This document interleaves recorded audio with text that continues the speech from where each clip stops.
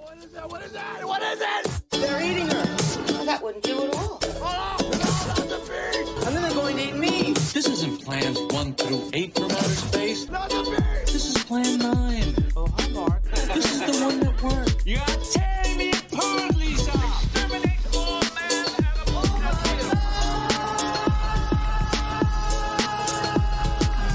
I'll have my revenge, and Deathstalker too. I don't think you're pretty anymore. All right, we do not have time to mess around. All right. We got 2 podcasts to record today. Woo. Yeah, you know what? I'm going to just jump right into it today. Okay. Welcome to Bad Movie Date Night, the podcast in which we take a serious look at bad films and genre films and hopefully give them the credit they deserve. I am Nigel from ajourneyintofilm.com, and with me is my wonderful wife, Kaitlyn. Hello. And this week, we are talking about the 1987 film House 2, The Second Story.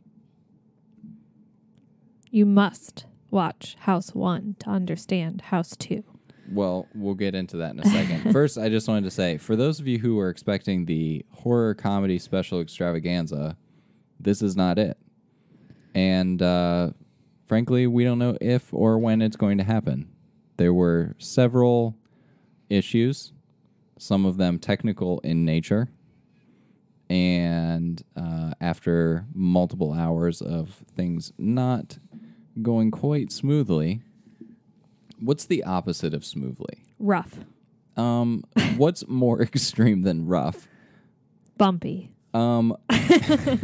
Now multiply that by 200. Yeah, it was... A disaster. That's a great word to say it. It was just short of a disaster. So instead, we're going to talk about the next movie in our horror comedy series, House 2, The Second Story. And we're going to add another movie to our horror comedy list that we are literally going to watch right after we record this and then record that episode. It's going to be great. We love bad movies. We love bad movies.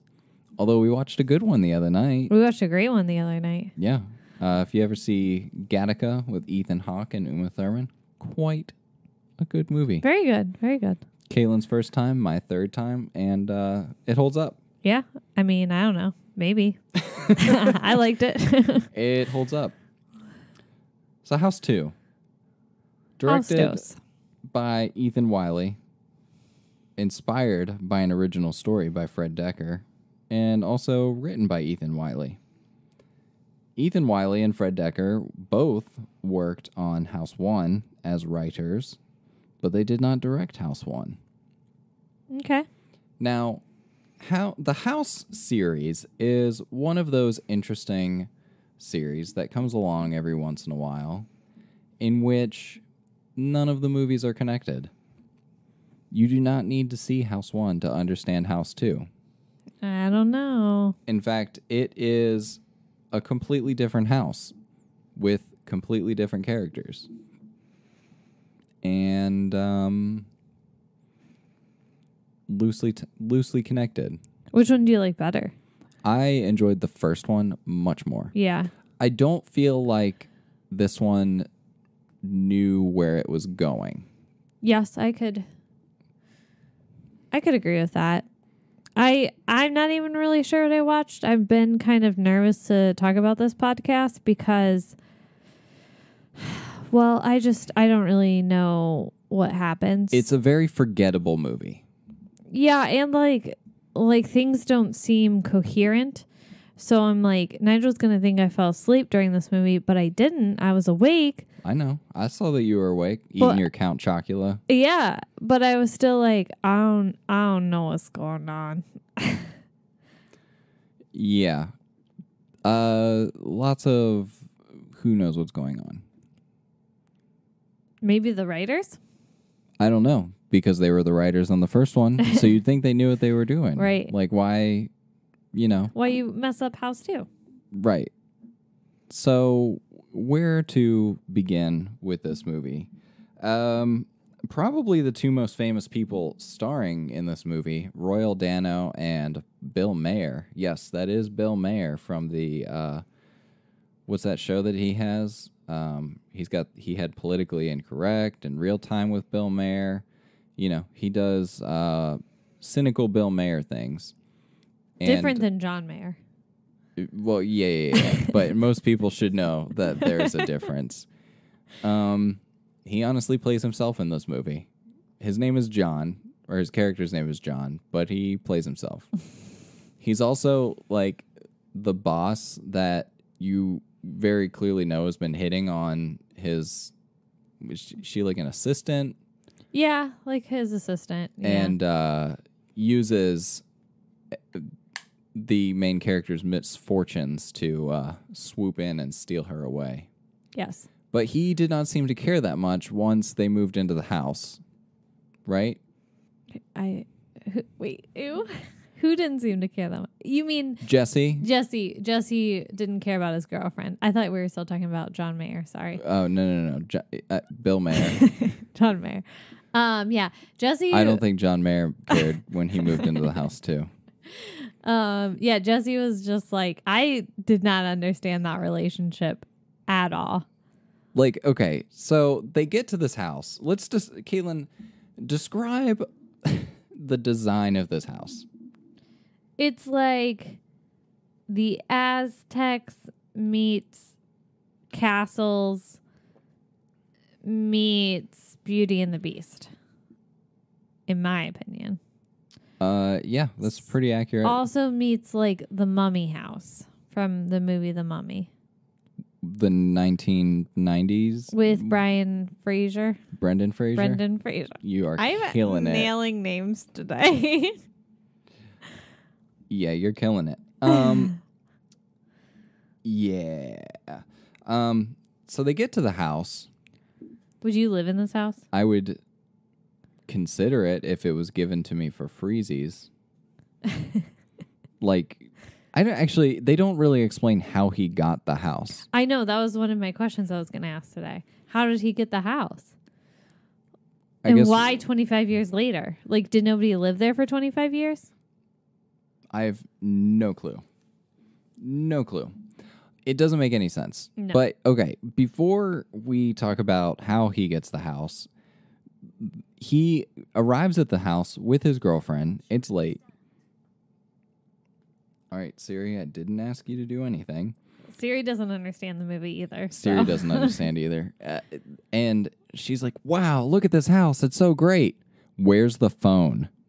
Right, immediately. Immediately, she needs to know where the phone is so that she can call her boss, John, and find out. Her boss lover, John, and figure out if some deal they had went through. You figure out that she's like a recording artist, manager, person. Yeah, like she finds people. She signs. Yeah. Not famous people, but she signs people to make them famous with music. Mm-hmm. And I understood that part of the movie. I knew what her job was. Yeah, and they sign her friend Lana, who they call as the Madonna of the 80s, and cleverly, the character Charlie says isn't Madonna the Madonna of the 80s. It's just, that was just a weird relationship. Because after that point, you don't really see them interact with each other. She's doing business stuff. Mm-hmm. And he's doing house stuff. At first, though, to be honest, when I was first introduced, I wasn't even sure if they were dating. I'm like, is this his best friend? Is this his sister? Even though I was pretty sure he didn't have a sister, but I was like, maybe from the adopted family he has a sister? I don't know. Whatever happened to his adopted parents? Yeah, and he spends a lot of time getting in and out of bed with her to deal with stuff around the house that isn't really important to her. Or isn't... Well, you wonder, like, how she doesn't feel him moving. Right. Yeah. Also, I want to make the question known on the podcast, why shoulder pads? Why were shoulder pads a thing in the 80s? She had comically large shoulder pads. I thought that she had, like, a football player's... Yes. What's the shoulder pads that they wear underneath her... top? I don't know what the right word for that. Blouse? Blouse, yeah. Blouse. Suit jacket?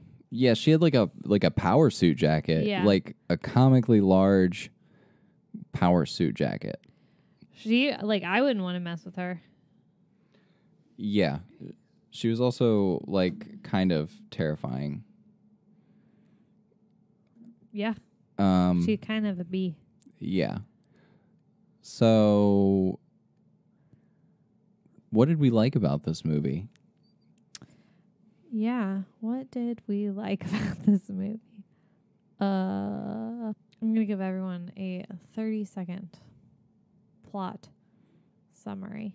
You're going to do that before we talk about our likes and dislikes? Yeah. Ready? Because I have to help myself remember. Oh, okay. Okay. Boy moves into house after scary ghost kills parents. Boy meets great-great-grandpa. Boy goes on adventures with great-great-grandpa, like Bill and Ted knockoff, and boy ends up in the Wild West. You're not wrong. I think that was what the movie was about. He also gets a pterodactyl baby and a dog worm as a pet. Oh, a little cute little caterpillar worm. It was so cute. That thing. Or dog caterpillar worm. When you think about it, it's kind of terrifying. But it was but so cute. like I realized it was supposed to be cute for the movie. I liked it. I thought it was cute. You know what we should have watched before this? What? Indiana Jones Kingdom of the Crystal Skull to see which movie had a better Crystal Skull plot. Because any sort of plot that this movie has About revolves around a crystal skull. Yeah. But I forgot about it. So you can see how essential it was to the plot. It is questionable how central to the plot that was. Yeah. So let's talk about how his parents died for a second. Okay. So the movie just like throws you into the action. Mm-hmm. Love a good movie that throws you into the action, especially when it involves a child being handed to a relative. Was it a relative? I'm going to say yes. I thought they were like internet people, you know, like they bought him online or something. Where do you go to do that in the 80s? Not even the 80s. It would be like the 60s. Oh, I don't know. Post a newspaper ad. Do you want my baby? Child in need of rescue? Yeah. I don't know. Respond to ad. But okay, I guess his parents knew enough about. All right, so I don't even want to call him the antagonist, but an antagonist of the movie is Slim Razor. That's a great name. Cannot make that name up. He is a cowboy, I guess, a dead cowboy. Yeah. And He looks like Yosemite Sam. he literally looks like Right? Yosemite Sam, Right? but like dead. Yeah. Like dead Yosemite Sam. Yeah. Which I feel like, I know that you're not going to remember this, but I really feel like the design of Slim Razor, Mm-hmm. I want to call him Slim Driver or Slim Pickens so bad. Slim Razor, I feel like the design of him was supposed to be inspired by Big Ben from the first House movie. Yeah. Yeah. Which, well, The soldier guy. Yeah, the dead soldier guy. Because they were like, well, we need a cool villain. Mm-hmm. But he only shows up in the first scene and the last 15 minutes of the movie. Yep. So apparently he had been tormenting his parents, Jesse's parents, enough that they were able to give him away. Yeah. I don't know how long they were living there before this happened. And why didn't they just move? They gave up their baby before they moved from that house. You would think that would be like, what kind of value judgment is that? We would rather keep this weird Aztec house that's been in our family for God knows how long than keep our child. Right. Best parents ever. Should have addressed that in the movie. Yeah. Seriously. They were like, you take our baby, we'll keep the house. Yeah. So they give the child to these strangers, and then they go inside, and they are both immediately killed by Slim Razor, Mm-hmm. who Didn't even stand a chance. they did not. They armed themselves, and they did not stand a chance. Cut to later, Jesse's an adult. He gets the house. Great, good for him. He now owns a creepy Aztec house. Yes.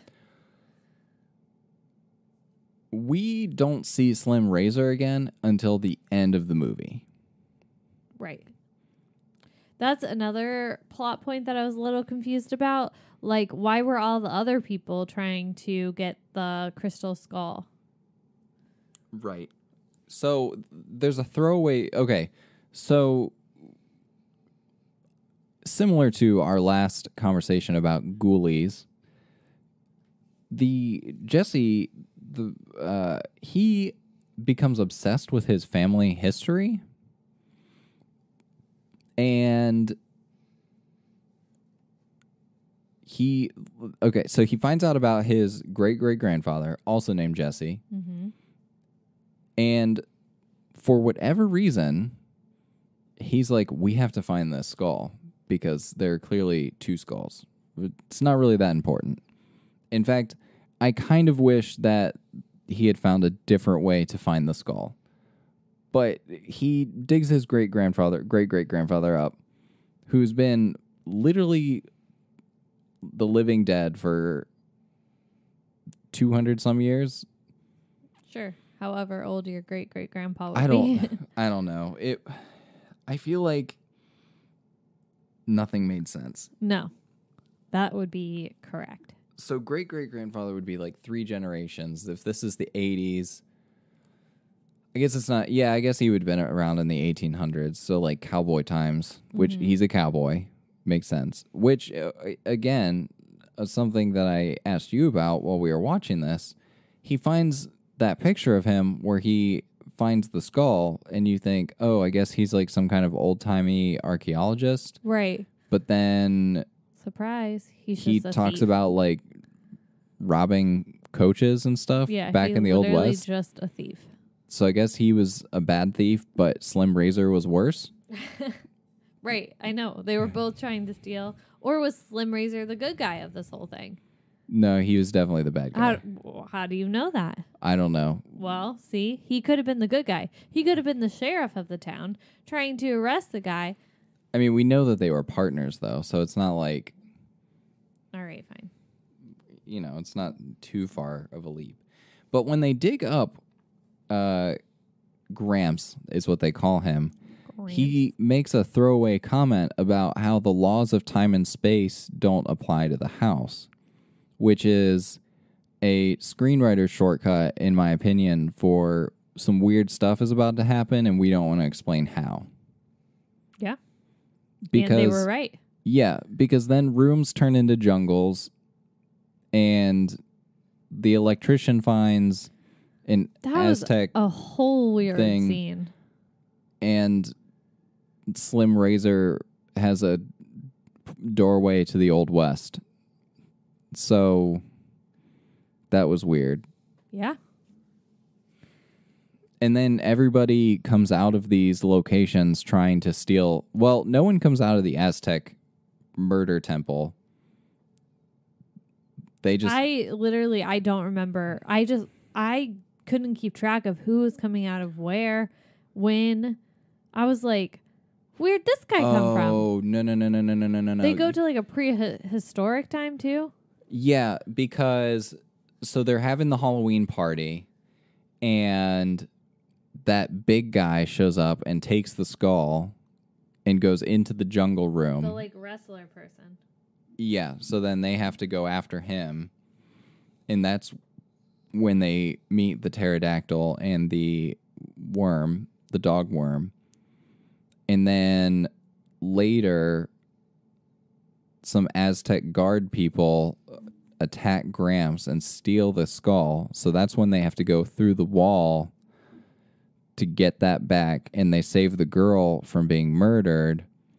And then they are having a big family dinner, and Slim Razor replaces the turkey. That sounds like what happened. You could probably just be making stuff up right now, And I would be like, yeah, I think I remember that because this movie was so off the wall and made no sense. Yeah. Do you like how it was like kind of centered around Halloween too, but it not? So I had already seen this movie before Kaitlyn and I watched it. Gotta love all of the work from home movies I've been able to watch. And when Charlie, the best friend, says that it's April, or they tell Gramps that it's October 30th. Yeah. I was like, well, that's a coincidence. It's Right. just, it's kind of like a horror movie around Halloween. Right. I forgot that they had the Halloween party, too, which was the excuse for Gramps to come out of the basement. Yeah, which didn't seem really necessary. No. Nothing in this movie felt necessary because of what happened before it. Yes. It just was like a lot of stuff happening that centered around this MacGuffin thing. Like somebody said, oh, wouldn't it be cool if they transported to dinosaur times? Or what if like they went to the Old West or something? And that's what they did. Yeah. Also, I don't know what other movies looked like at this time, but this movie didn't look great either. This movie lacked a strong budget. Yeah. It definitely... I mean, but did it have more money than like Ghoulies? I have no idea. I would be curious because I feel like, I mean, even the Ghoulies looked better and moved better, in my opinion, than, I mean, you had that whole scene with Slim Rider and his horse, and it just looked bad. Oh, yeah. I know what you're talking about. So there's like a lot of effects in this movie that are stop motion. Yeah. Which I feel like were necessary because of the time period that the movie was being made in, but maybe they could have found someone else to do it. You know what? Let me look up who was the special effects supervisor on this one. I feel bad because I hate when people pick on special effects in movies, especially when they were made at a different time. But, I mean, I don't know. It really took me out of the movie. I wish it looked a little different. Let's see. We got James Isaac, who he was a crew member on Gremlins and Enemy Mine. Look Who's Talking Too. He was a project supervisor. Yeah, I mean, if he's able to do the Gremlins, then I expect a little bit more. Well, he was a crew member for... Oh, so he didn't necessarily do the effects. Yeah. And Peter Chesney, he was a mechanical effects coordinator. And he worked on a lot of movies, actually. So, here we go. Chris Wallace, makeup and creature effects designer. He worked on Humanoids from the Deep. Okay. Good one. That was a fun one. He was a consultant on Star Wars Episode 6, Gremlins, The Fly 2, Arachnophobia. He was uncredited on Naked Lunch. So, I mean, he clearly has done some stuff. Yeah. So I think maybe the budget necessitated it. Or maybe, like, the way that they wanted to shoot things necessitated it. Because, I don't know. Yeah. I just mean, for me, it kind of took me out of the film. I mean, not that I was really in it to begin with, so maybe that was the initial problem. Like, maybe if the story was so good, I wouldn't have cared. Yeah. This is a really hard movie to get invested in. Yeah. And I really did feel like it was a Bill and Ted knockoff. It did come across that way because of the way that their, like, relationship was. Yeah. Like, I really wanted one of them at any moment to go, like, that was totally bodacious. Yeah. It's a little early for that in the decades, though. Apparently, but maybe they were the original Bill and Ted, the OG. Maybe. Maybe it's an unpopular opinion. All right, so here's a question that I have for you so that we can tie this in with everything else that we've been talking about. All right, shoot. This movie was very clearly meant to be a horror comedy. Yes. there are Yes. a lot of not hysterical, but that's the word I want to use. there are lots of situations that are clearly meant to be comedic in nature. Mm-hmm. Would you like to expound upon that and explain, in your opinion, like why does this movie work as a comedy, even if we didn't really laugh that much, versus like Ghoulies? This movie has a lighter plot than Ghoulies, I would say. Yeah, I would agree with that. So it's fun. Like the plot itself, you know that he's the main character. You know he's not going to die. You know he's not in any real danger. I mean, that's kind of applicable to most movies, though.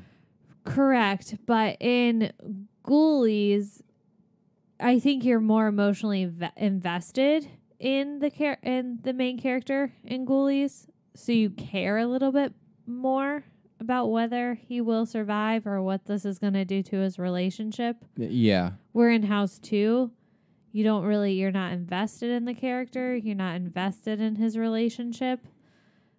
So I think that lends itself to not having that emotional connection. And then I think that there's like, anytime that you're not involving demons, probably going to be less scary. Yeah. In my opinion. So I think like that kind of worked out. And then it was kind of like a more like time travel-y movie than scary movie. Yeah. I mean, there were horror elements to it. Right. And I think it was supposed to be spooky, but it is almost more of like a science fiction movie. Yes. Plus, I think it helps that like his friend Charlie was very clearly meant to be like comedic relief. Mm-hmm. And they put him front and center, and he's kind of the dopey idiot, honestly. Right. I think they even gave Gramps a lot of lines to make people laugh. Yeah, but you know what scene I actually thought was, what character I actually thought was genuinely funny, and I think it's a proof of like acting ability. What? Who? The Electrician. Yeah. Played by John Ratzenberger. He's funny. Yeah, from Cheers. He also voices Ham on the Toy Story movies. He shows up as this electrician, and he breaks a hole in the wall, and he says stuff like, "Well, Jess, what you got here is some sort of temporal anomaly." Yeah. This is probably why your lights aren't working. Yeah. They're in another dimension. He breaks a light bulb and says, probably foreign made. So he was very funny. His lines were very funny. He delivered them in a really good way. It longer. Yeah, I wish that he came back. Like, I feel like it would have been better. As much as I hate exposition in movies, I feel like it would almost have been better to have him in it more to explain things, because you get the idea that he knows what's going on. Right.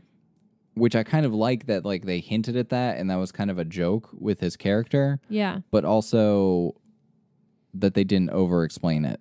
So that's kind of a weird source of, I guess, like, tension for the movie that they had to deal with. I would say that's any of the scenes with him were probably my favorite scenes in the film.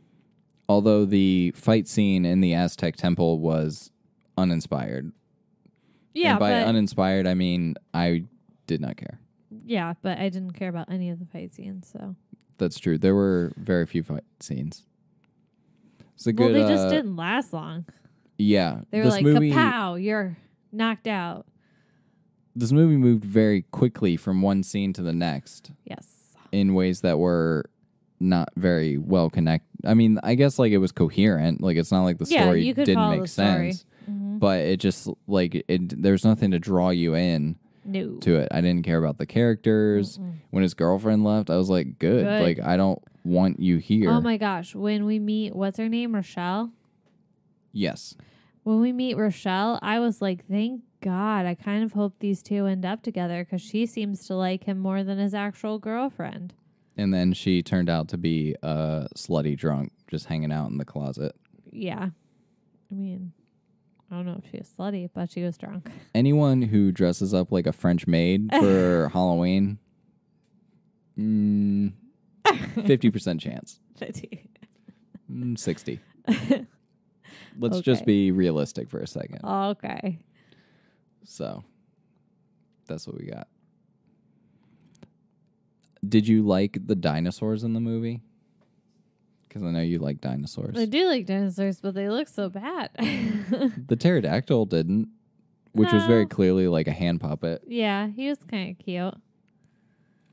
I just think if I liked this movie more, I would have liked the dinosaurs. That makes sense. Here's something that I also don't understand. Why did Gramps die? I didn't understand that either because I was under the impression that the skull was keeping him alive. Right. So did they like lose the skull? Was he away from the skull for too long that he couldn't live any longer? I don't know. I don't. Why didn't it prolong his life once he got near the skull again? You are asking questions that just cannot be answered, my friend. Yeah, I kind of thought so. Was there anything else in this movie that you thought contributed to it being very clearly a comedy over a bad horror movie? I think the writing has a lot to do with it, and I think I'm going to start looking at the writing itself more than anything, because if you're putting joke after joke after joke in a scene, you're probably shooting for more of a horror comedy than a horror movie.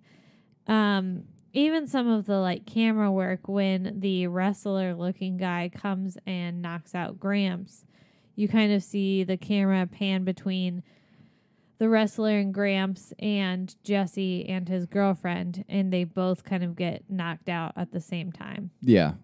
Kind of like a ha-ha, you know. Yeah, it makes sense. So, you know, I think that kind of lends itself to more of a comedic lens. Yeah. I think the best evidence for it is the cameo from Kane Hodder, where he is punched over the railing and lands backwards on the sofa. Yeah. Because I feel like any horror movie would have had him dead. Yeah. Instead of landing safely in a humorous way on the couch. Now, was this a particularly good horror comedy? I would say no. It was not. It wasn't funny to me. It was not funny. It was just kind of existing. And I know that there's no connection to the rest of the House series, but it did not make me want to watch the rest of them. No. However, I do want to talk about something interesting, and I think we're going to talk about... I'm in the works of trying to plan a series around this at some point, but something very fascinating to me is this idea that the Italians in the... this is a liberal guess, but the 60s through like the 80s liked to retitle American films and essentially make their own movies that were like rip-off sequels of good American movies. So fun fact about this one, House 2 is actually a sequel to The Evil Dead in Italy. The movie we just watched is a sequel to The Evil Dead in Italy? Yeah. So in Italy, the Evil Dead series was translated as La Casa, which is literally, it means the house. And so you had Evil Dead 1, which was La Casa, Evil Dead 2, which was La Casa 2. But in between Evil Dead and Army of Darkness, Sam Raimi made some other movies, maybe just one other movie. And I guess the Italians were in too much of a hurry for them to make more Evil Dead movies. So they started making their own movies. So La Casa 2, or La Casa 3 is Ghost House. La Casa 4 is Witchery. La Casa 5 is Beyond Darkness. And then this is where things get weird because House 2, the second story, was La Casa 6. But House 2 and Evil Dead 2 both came out in the same year. That's weird. And then this other horror movie called The Horror Show, which was eventually retitled to House 3, The Horror Show, and an unofficial part of the American House series, became La Casa 7. I don't understand the Italians and their movies or their names. Oh, I don't either, but I love it. Apparently, though, the movie Ghost House and one of the other ones actually share a lot more in common with the Evil Dead series than Army of Darkness, which I find a little interesting, and maybe we'll talk about these a little bit more later, because I feel like it would be fun to talk about some Italian ripoffs. Love that. Because for those of you who don't know, there's an unofficial Alien sequel made by the Italians called Alien 2. And there's also a combination Aliens and Terminator 2 sequel that the Italians made, which I can't remember the name of it, but I will pull it up quite quickly because it is an awesome name. Shocking Dark. And Alien 2 is called Alien 2 on Earth. Okay. So, go Italians. Thank you so much for everything that you've done. And we should start a podcast on the history of Giallo movies and talk about every single Giallo. That sounds like a lot more effort than I want to put into a podcast. Okay, well. But it would be fun. We could do a little spin-off one. Yeah.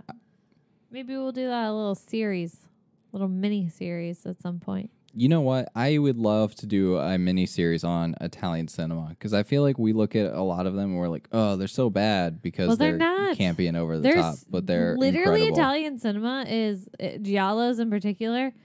Best movies. Best movies. I have yet to dislike an Italian movie that we've watched. Right?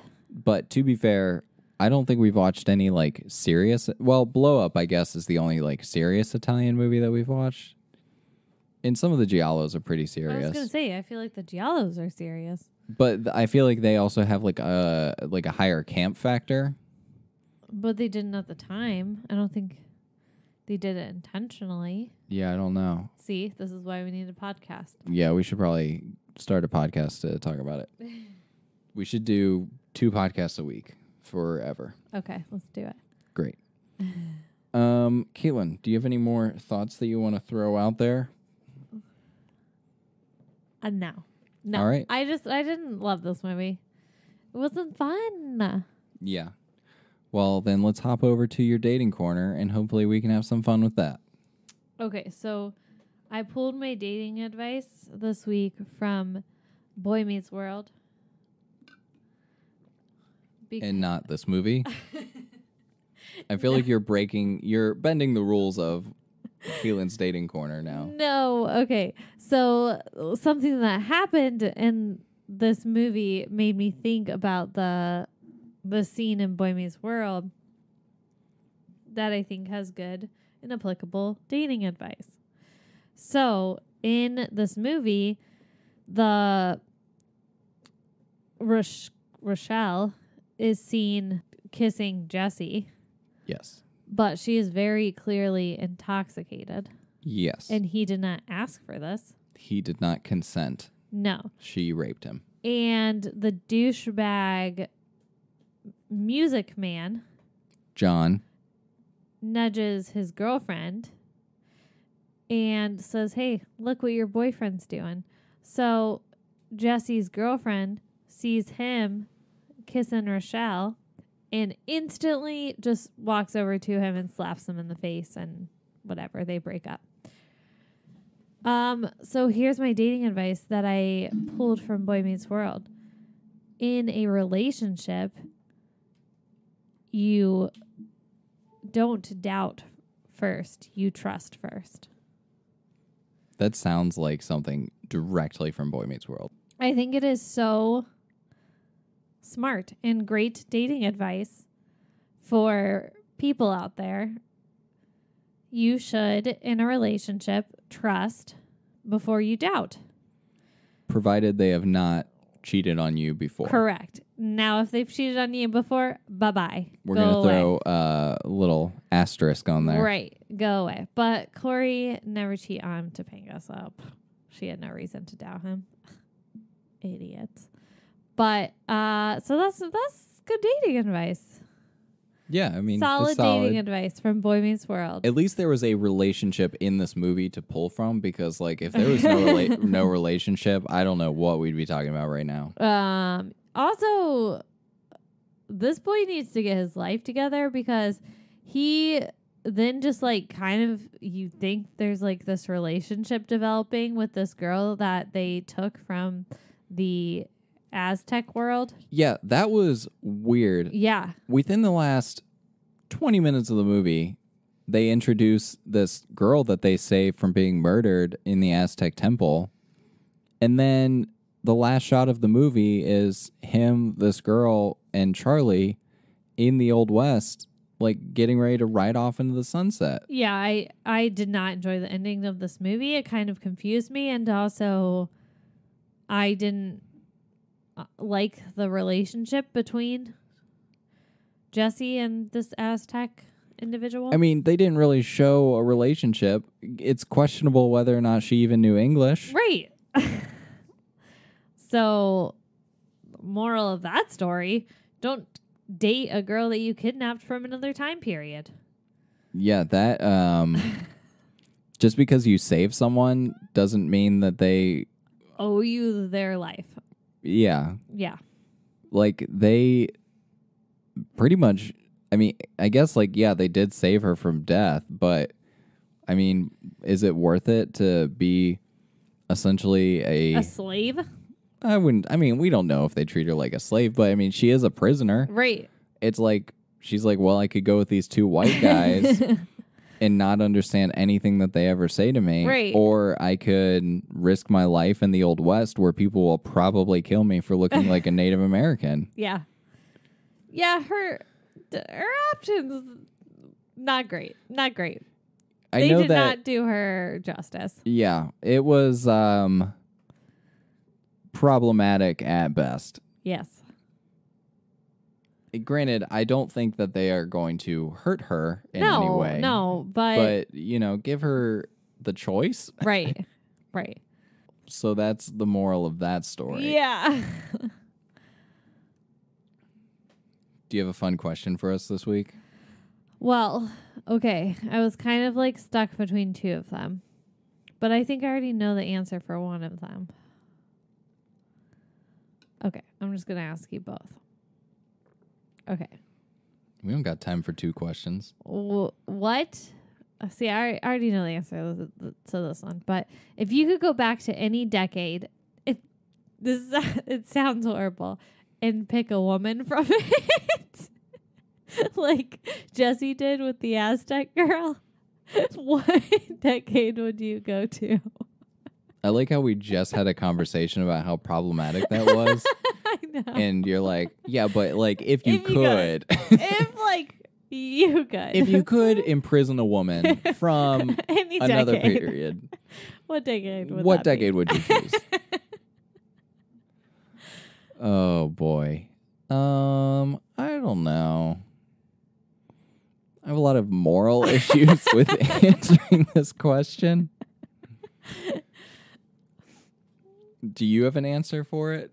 Yeah. I'm assuming you wouldn't kidnap a woman. It might go the other way. I would go back to the 1950s. Yeah. Kidnap a man from there. Yeah, like a Don Draper type. Like a Don Draper, yeah. Yeah. I don't think I would want to kidnap Betty Draper. No. But I mean, I guess I also lean towards the 50s, but I mean, the 60s were kind of interesting. And Yeah. But there's The too much 80s. war. People probably just too mad. yeah, that is a conundrum, and I don't know how to answer that. And yeah, Because I just thought it was interesting that he got a girl from the Aztec period and not like, any of the other billion. right. But let's Places they be went. realistic about finding a girl from the Aztec period. Not saying that this is a necessity. I mean, to each his own, I guess. But like women back then, probably not shaving their legs. Right? Probably, the standard of hygiene is probably a Very little different. But they're going to the West, so I'm sure the standard of hygiene did not change much. Yeah, I'd be curious to know. Because, like, you remember that we watched that one movie and they were like, look, toothbrushes exist for the first time. And we're like, wow. Right? Yeah. So that was, I am so glad we live in this decade because I need my toothbrush, my indoor waters, yeah. my indoor washing machine. There are so many things to be thankful about Right? living today versus, back then. Do you think people are going to say that in the future about this decade? Like, I'm so glad I live in 3030. Couldn't bear to live in 2021. Yes, because that's the nature of We just humanity. get so accustomed to. every new generation thinks that the previous generation was the worst. Yeah. That's pretty much the law of the universe. I think as long as I had indoor water and a toothbrush, I could survive anywhere. Yeah. That's kind of like, I have to have those things. Sorry. I think if you were pretty rich in Victorian era London, you maybe had those things. That's my least favorite decade. Yeah. It is a visually interesting time period for television, not a fascinating era in general. No. That being said, I'm not endorsing kidnapping women No, I'm not either. from any I'm not either. decade. Don't do it. That's horrible. If you are able to kidnap a woman from any decade, don't do it. Don't do it. Okay, you want to hear my other question though? Yeah. Okay. If your house,